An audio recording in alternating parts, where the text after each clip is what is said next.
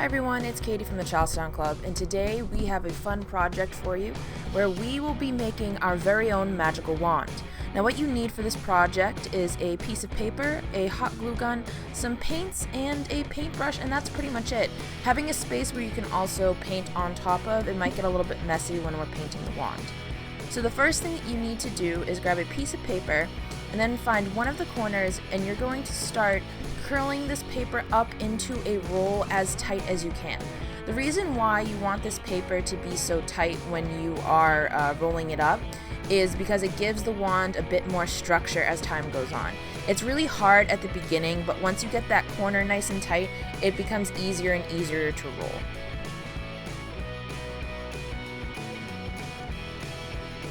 Now once you get the paper all rolled up, you're going to take a nice small just dot of hot glue. You could do it even further into the paper than I did it, and you're going to finish the rolling of the paper over where you put that hot glue gun.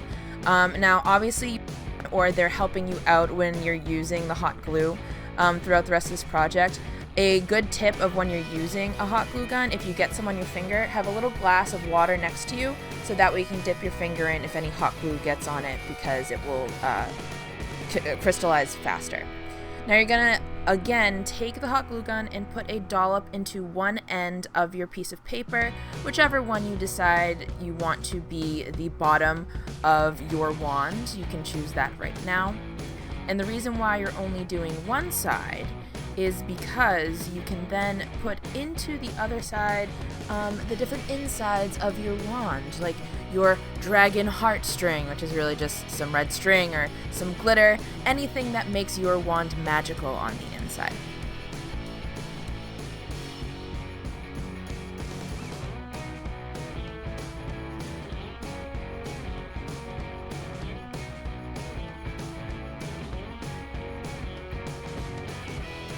You can also take this opportunity to trim the top of the wand if you like to. When you finish rolling it, the paper does come to a point, so if you want a flat-ended wand, you can cut off the end. This is part of the designing phase. I'm using the glue gun to help design little bumps on my wand. Again, make sure you have your parents' permission if you're using the hot glue gun, or they're there to help you. It's easy to just kind of roll the paper around, but you can do vine designs, you can do whatever you want, or you don't even have to use the hot glue gun at this point. It's going to end up being something that you do on your own. So now I'm trying to decide how I want my end to look, and I just decide that I'm going to keep it to the pointed end, just try to make it as flat as possible, but like I said, you can cut it if you would like, and just be careful when you're putting the glue into your wand.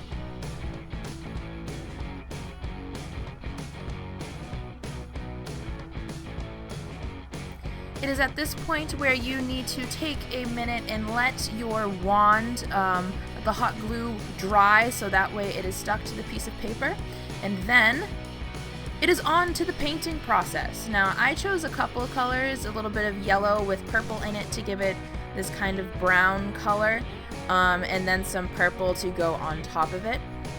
And we're just speeding through the painting process. This is up to you how you want to paint it, what colors you want to paint it.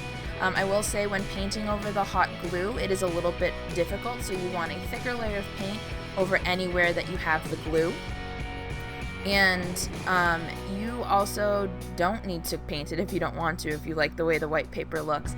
I decided to go with this yellow and purple because of the colors I had, and yeah, just take your time, color it however you want to. This is also why you want a space that has some paper put down, because you're probably going to end up putting the wand onto the paper, and that's wet paint, and you don't want to ruin your table at all.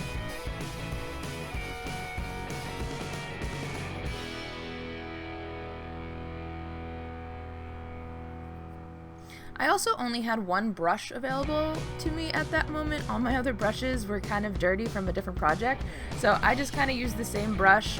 Thankfully the colors were close enough and I didn't mind the way it looked, but if you want something more precise or using more contrasting colors, you can do that.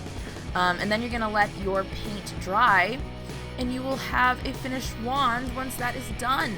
So this is my wand. This is the final product on my windy deck, and just kind of a close-up on how it looks with just a very simple coat of paint. Obviously the purple didn't get everywhere, but I actually didn't mind how that looked. I kind of wanted that older feel. So I hope you guys have fun making your wands, and I will see you in another video. Bye!